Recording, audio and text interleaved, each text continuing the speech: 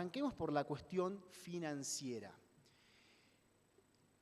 Lo que ven ahí es la conclusión a la que voy a llegar cuando muestre un conjunto de datos, que es que la relación estados versus sector privado financiero es muy distinta hoy que hace 15 años. Y es muy distinta en el continente. ¿Cómo explicamos esto? Bueno, ha habido 3 eventos en los últimos 15 años que cambiaron esta relación. Primero, ahí lo ven, es dólares que están siendo impresos.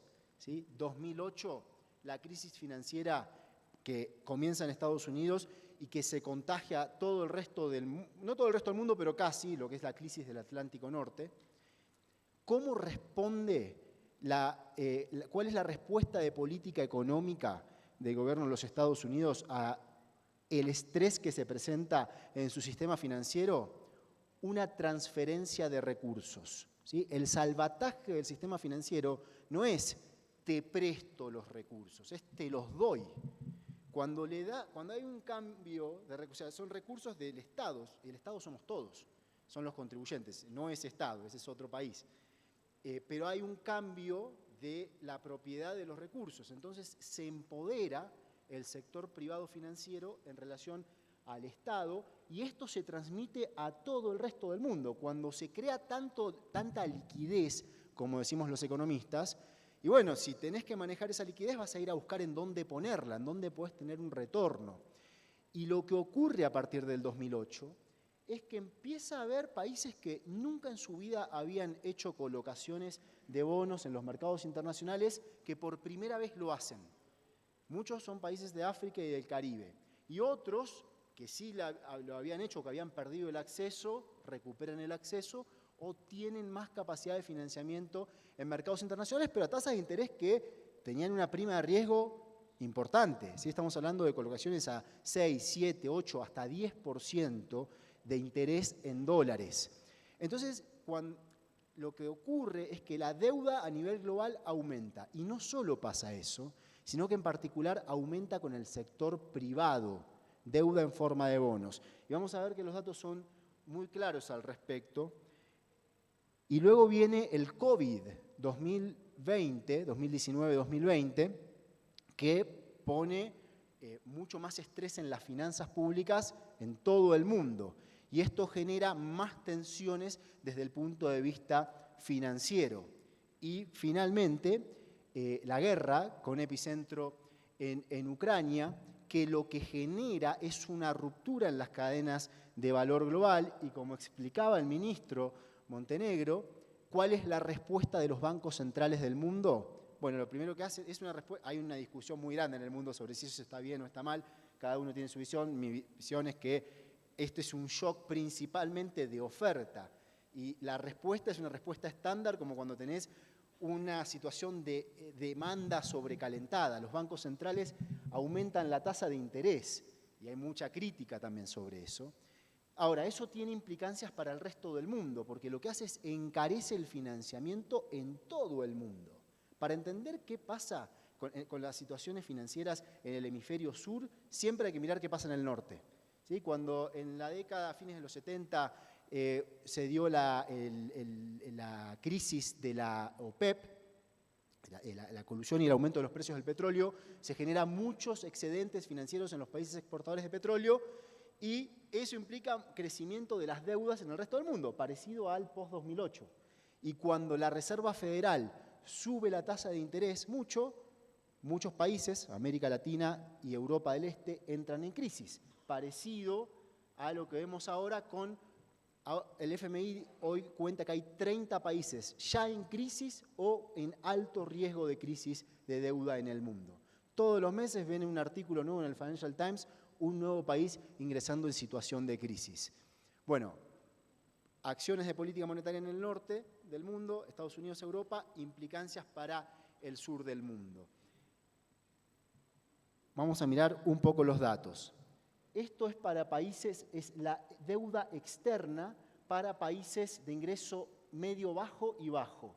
Ven lo que pasa a partir del 2008, crece mucho, pero hay una barra que es la que más crece, que es la de color celeste.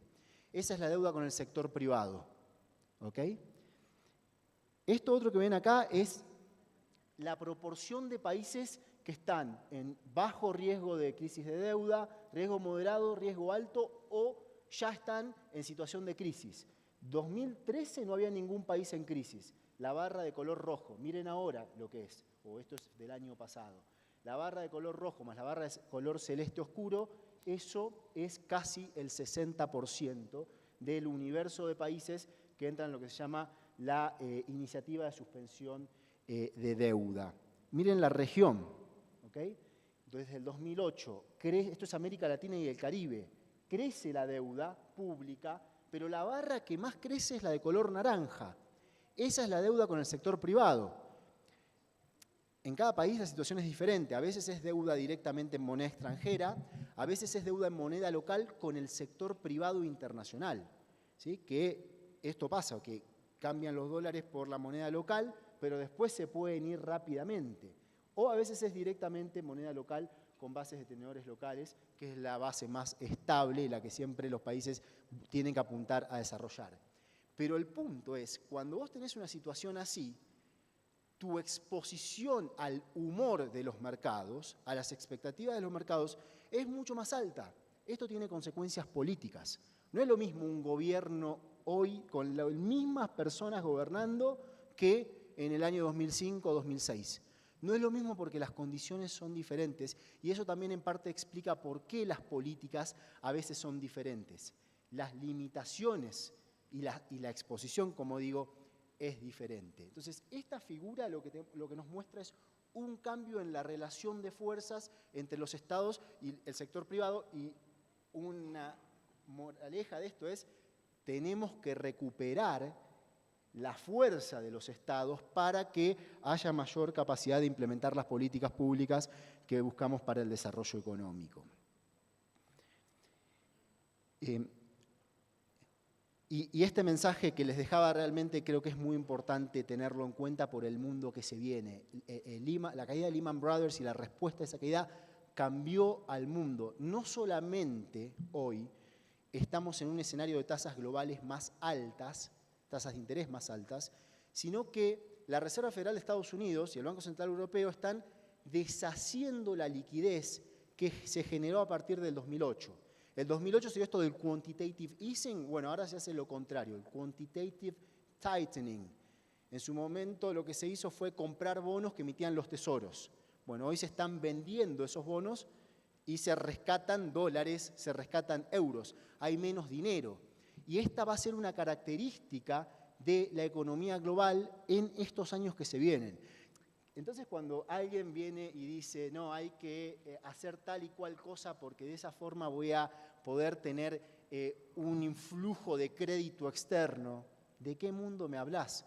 Es un mundo en donde hay significativamente menos liquidez que en el mundo previo a la situación del COVID. ¿Sí?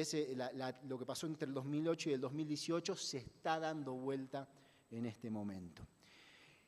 Hay un tema también que el ministro marcaba en su exposición del escenario de tasas de interés globales altas. Esto también es muy importante para la definición de la política monetaria en todos los países del mundo.